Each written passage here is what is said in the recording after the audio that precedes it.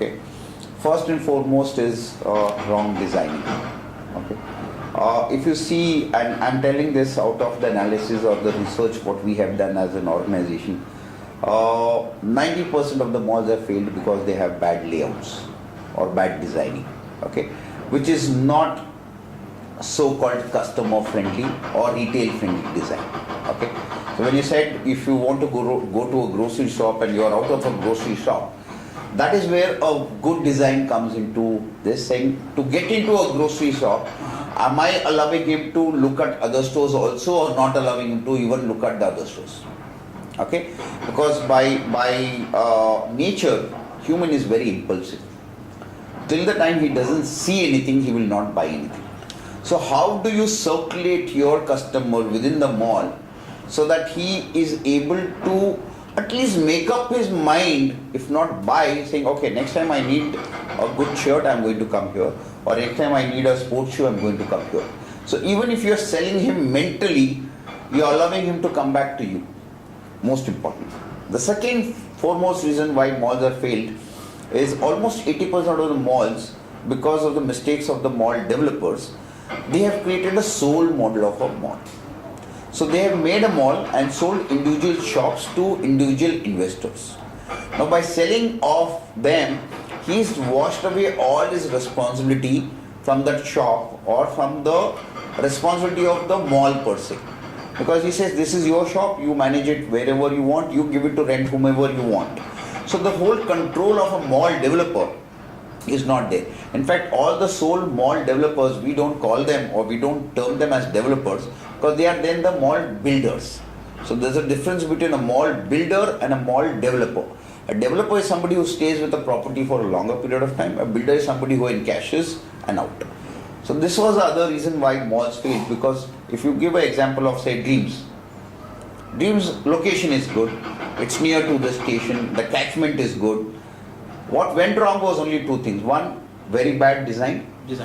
Two, sold out property, sold to almost about 650 investors. Now there is not one over who can take a decision saying, okay, this is what I want to do in this mall, or this is what I don't want to do, or this is a tenant I want and this I don't want. Okay. All those 650 people have become the owners of that mall to decide which brand they will give. And for them the criteria is very simple, that whoever gives me better rental is a place I will rent it out to. Now whether he's selling onions from there or he's selling a Louis Philippe from there, he doesn't care. So coming back, sold out models have failed. Not the least, where there is no proper mall management, those malls have failed. It's well designed, not sold model with a good tenant mix, but very bad management. Okay, day to day, not doing events, not doing promotions, not treating your tenants as partners and treating them as tenants, does not take the mall developer in the wrong. So typically I would say in India, there are only three reasons why malls have failed. Okay, there may be 100, but these are the top three, I would say. But Susil, there is also a point where there are lots of malls which were doing fantastic till date, but suddenly there is a slump. No, because of these three. Yeah. Nirmal. Yeah. It was awarded. It had even won awards, and it was a fantastic experience. Suddenly the thing has gone, the charm is gone. Why would that happen? No, again, I will reiterate this to the same last three reasons. Okay. Now, for example, a classic example of Nirmal Lifestyle. Okay, it survived till the time there was no competition. So whatever I may talk about design or sold out model or bad management, Nirmal had all the three, but it did not have competition, so it survived.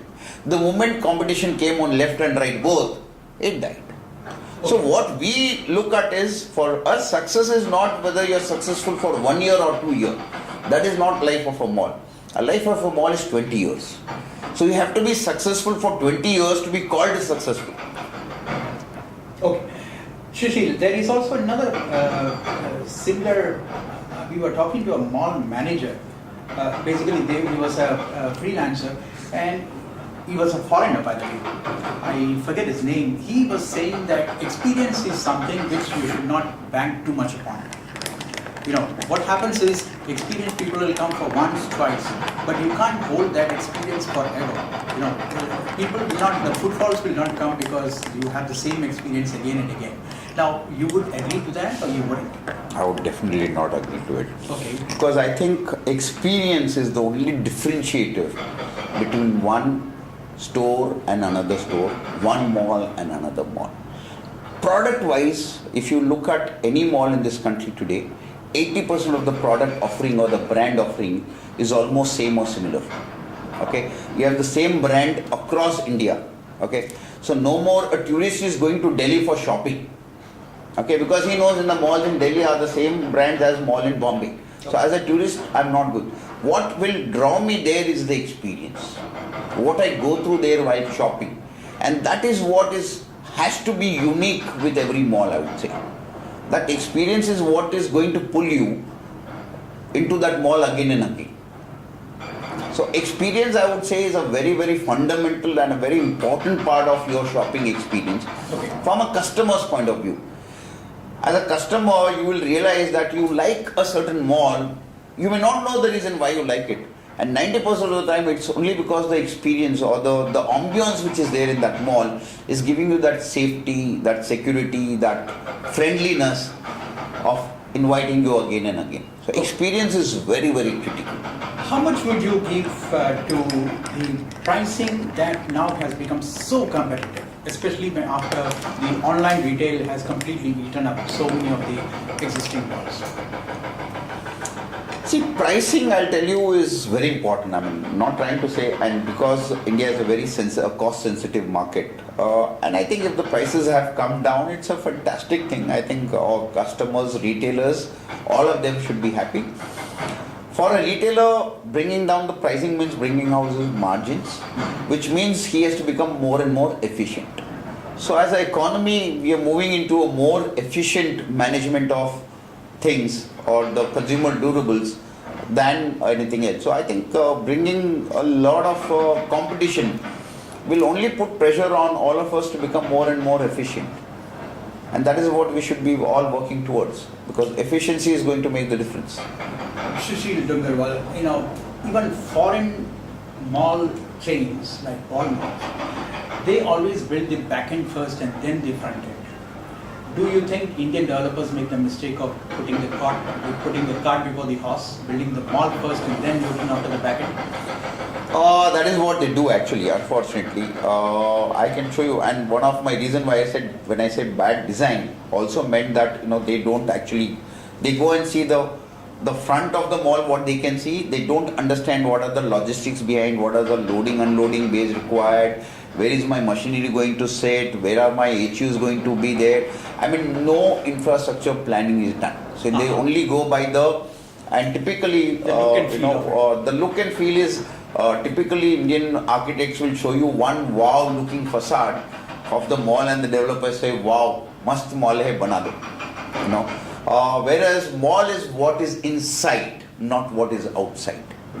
When I say inside, not only from the layout but also from the infrastructure. And that is what most of the mall developers have not looked at. Now I would say many of them have gone through the learning curve. Slowly they are realizing and understanding that these are important factors for a success of a mall. And on the curve of learning, I would say, but a long way to go still. And what about warehousing and the back end of it? The people like Walmart have spent so much, crores and crores on, even before they were allowed to do any business, they were already investing so much into warehousing and building the back end. See, in retail, back end is your backbone of the business. Okay, whether it is Walmart or I'll give you a classic example of McDonald's, who is already there in this country. Before even they set up or opened their first outlet, okay, 5 years before that they started working backwards, right from doing contract farming to the kind of potatoes what they would grow, okay, and what is the sweet content of the potato. That is a kind of backward integration they have to work on. Logistics, how many days will it take for me to move my potatoes from my field to my freezing points, things like that. So there's a lot of hard work which you have to put into this, and which is why we say retail is all about the detail. The more the detail you get into retail, the more successful you can be. Okay. Susil Dungarwal, there is also another very interesting aspect of it is the cold chain. I guess it was Musk which said that India is the second biggest banana producer, but we still don't have a proper cold chain for it.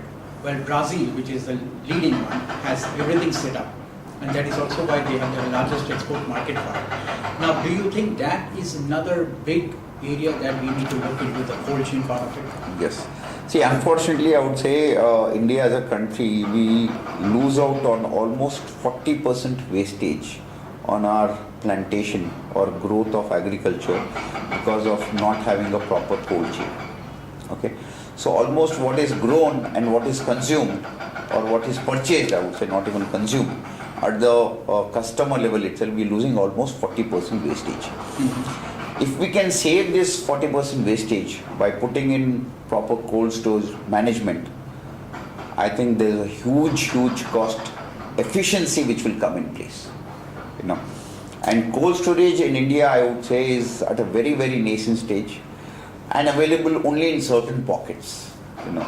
We need to develop this drastically, and this can help reduce our expenditure and cost to a great extent, and will actually result in the prices coming down, which is not happening today. Absolutely. Yeah. Now, there are 3 points here I wanted to ask you about. One is, what are the policy changes that you, as you are perfectly placed for that, you would get into problems of policy which can be changed, government policy, where so many things can change and can bring about better business for organized retail. What are the policy changes that you think should be from anything? It could be from municipality to state to central. I think first and foremost, if the government wants the retail industry to grow, I think they have to declare retail as an industry.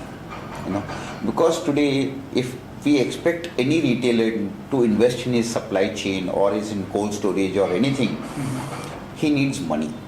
And since retail is not a classified industry, getting any kind of a funding from either from banks or anything becomes a very difficult thing.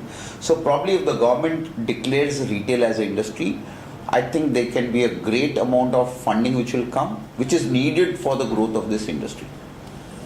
2, I think somewhere government has to create some kind of a SOP or a benefit for the so-called organized retailers or the mall developers, so that will give them an incentive to grow their business and to increase this. Because end of the day, good shopping centers are major tourist attractions worldwide. Sure. If you see some of the best retail destinations in the world, they are meccas of retail shopping, and people go there only to shop. Okay, so shopping can be a great tourist attraction, and especially in a country where shopping can also become one of the tourist attraction, because we have other millions of things, right from our palaces to resorts to mountains to desert to, you name anything in the world and we have it. The beaches to everything. We have the best of everything. What lacks today, I would say, is shopping as a destination or shopping as an attraction. So if a government can create a platform by giving advantage to retailers and mall developers, maybe it's a tax benefit, maybe this, it can do a lot of good to the industry. 1. 2, as an organized retailer, government has to realize that an organized retailer is a legitimate taxpayer than the unorganized guys who probably don't pay all the taxes. So somewhere, if the government encourages the organized retailers, they are at the benefit because there will be better tax collections. Okay, an organized retailer always pays 100% tax, whereas the unorganized guys do not pay. So somewhere the government has to see the benefit what it can earn by giving this industry this sector or industry status. I see. Essentially for the finance that will flow in. Yeah. Right? Yeah. There is another connected question here, which I would like to ask you is about malls which are changing their color after they find that the going gets tough. For instance, I would say Ishania in Pune, it started as for everything that to do with building material, but now it is getting into everything that is got to do with a mall, a typical mall. You think that is a good strategy that you learn through the way? A typical case of a mall developer who did not listen to some professional advisors. I knew this was coming. And I'm sorry for that, but this is typically where, and since Ishania was personally involved, I can tell you that I had personally told our chairman a couple of times saying that and it was his personal dream. We have to realize that you're not making a mall for fulfilling your personal dream, but somewhere a mall has to fulfill the dream of the consumer. And there's a huge disconnect. Having said that, I would still say that if any mall developer realizes that I need to change, and if he's willing to change, I think it's a very welcome move. They should do it. And mall is something which you have to keep on changing the colors. You need to keep on changing your tenant mix. That brings in the newness into the mall for a longer period of time. Absolutely. Okay. So you can't become a product and be living there. Every year you have to keep on adding new things, pulling out things which are not doing well, pulling new things which are coming to the segment. So the interest of the retailer, the interest of the consumer, and the interest of the mall developer stays with the success. Okay. So even example like say RCT Mall in Mumbai, initially they didn't have something called Kidzania. So when they got phase 2 and they created space for Kidzania, which was not planned initially, I think they have done a great job because they could add an offering to the customer. And that is very important. And every mall developer has to have this versatility of change with times, because what may work today may not work after 5 years, and what may work after 5 years may not work later. Absolutely. So you have to be very open to change.